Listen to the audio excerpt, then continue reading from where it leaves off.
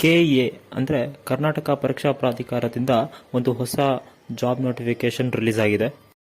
ಇದು ಕರ್ನಾಟಕ ನಗರ ನೀರು ಸರಬರಾಜು ಮತ್ತು ಒಳಚರಂಡಿ ಈ ಒಂದು ಡಿಪಾರ್ಟ್ಮೆಂಟ್ನಲ್ಲಿ. ನೀವೇನಾದರೂ BE ಅಥವಾ BTech ಮಾಡಿದರೆ, ಸಿವಿಲ್ ಮಾಡಿದರೆ ನೀವು ಸಹಾಯಕ ಇಂಜಿನಿಯರ್ ಪೋಸ್ಟ್ಗೆ ಅಪ್ಲೈ ಮಾಡ್ಬೋದು. ಸೊ ನಿಮ್ಮ ಒಂದು ಇಂಜಿನಿಯರಿಂಗ್ ಏನಾದರೂ ಡಿಸ್ಟೆನ್ಸ್ ಎಜುಕೇಷನಲ್ಲಿ ಮಾಡಿದರೆ ಅದು ಅಪ್ಲೈ ಆಗಲ್ಲ. ಹಾಗೆ ನೀವೇನಾದರೂ BCom ಮಾಡಿದರೆ ಲೆಕ್ಕ ಸಹಾಯಕ ಹುದ್ದೆಗಳಿಗೆ ಅಪ್ಲೈ ಮಾಡ್ಬೋದು. ಸಿವಿಲ್ ಅವ್ರಿಗೆ 2 ಪೇಪರ್ ಇರುತ್ತೆ. ಒಂದು ಜನರಲ್ ನಾಲೆಡ್ಜು ಮತ್ತು ಈ ಜಿಯೋಗ್ರಫಿ, ಈ ರೀತಿ ಕಾಮನ್ ಅಂದರೆ ನೋಟಿಫಿಕೇಷನಲ್ಲಿದೆ ಯಾವ್ಯಾವ ಟಾಪಿಕ್ ಬಗ್ಗೆ ಅಂತ. ಸೊ ಅದನ್ನು ಓದ್ಕೊಂಡ್ರೆ ಸಾಕು. ಸೊ ಒಂದು ಆ ಪೇಪರ್ ಆಗಿದ್ರೆ ಇನ್ನೊಂದು ಪೇಪರ್ ಬಂದು ನಿಮ್ಮ ಒಂದು ಸಿಲೆಬಸ್, ನಿಮ್ಮೊಂದು ಇಂಜಿನಿಯರಿಂಗ್ ಸಿಲೆಬಸ್ ಇರುತ್ತಲ್ಲ ಅದ್ರ ಮೇಲೇ ಒಂದು ಪೇಪರ್ ಸೆಟ್ ಮಾಡಿರ್ತಾರೆ. ಇನ್ನು ಲೆಕ್ಕ ಸಹಾಯಕರು ಪೋಸ್ಟ್ಗಳಿಗೆ ಇದು ಕೂಡ 2 ಪತ್ರಿಕೆ ಇರುತ್ತೆ. ಒಂದು ಪತ್ರಿಕೆಯಲ್ಲಿ ಜನರಲ್ ನಾಲೆಡ್ಜ್ ಇರುತ್ತೆ, ಇನ್ನು ಅದೇ ಭೂಗೋಳಶಾಸ್ತ್ರ, ಏನೇನು ಸೋಷಿಯಲ್ ಸೈನ್ಸು, ಪ್ರತಿಯೊಂದ್ರ ಬಗ್ಗೆ ಟಾಪಿಕ್ಸ್ ಬಗ್ಗೆನೂ ಅವರು ನೋಟಿಫಿಕೇಶನ್ ಕೊಟ್ಟಿದ್ದಾರೆ.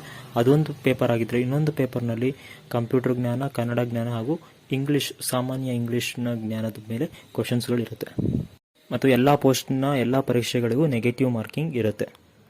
General merit 2A, 2B, 3Bಗೆಲ್ಲ 750 rupees application fee. ಏನಾದರೂ ಪರಿಶಿಷ್ಟ ಜಾತಿ ಪಂಗಡಕ್ಕೆ ಸೇರಿದರೆ ಅವರಿಗೆ 500 ರೂಪಾಯಿ ಹಾಗೂ ಕ್ಯಾಟಗರಿ 1 ಅವ್ರಿಗೂ ಕೂಡ 500 ರೂಪಾಯಿ. KA ವೆಬ್ಸೈಟ್ ಮೂಲಕ ಈ ಒಂದು ಪೋಸ್ಟ್ಗಳ ಅಪ್ಲೈ ಮಾಡೋದಕ್ಕೆ ಈಗಾಗಲೇ ಲಿಂಕ್ ಓಪನ್ ಆಗಿದೆ. ಇನ್ನು ಕೊನೆಯ ದಿನಾಂಕ ಬಂದು ಮಾರ್ಚ್ 10ನೇ ತಾರೀಕುವರೆಗೂ ಈ ಒಂದು ಪೋಸ್ಟ್ಗಳಿಗೆ ಅಪ್ಲೈ ಮಾಡ್ಬೋದು. ಈಗ ಸದ್ಯದ ನ್ಯೂಸ್ ಪ್ರಕಾರ ಮೇನಲ್ಲಿ ಎಕ್ಸಾಮ್ ಇರುವಂಥ ಚಾನ್ಸಸ್ ಇದೆ ಅಂತ ಹೇಳಿದ್ದಾರೆ.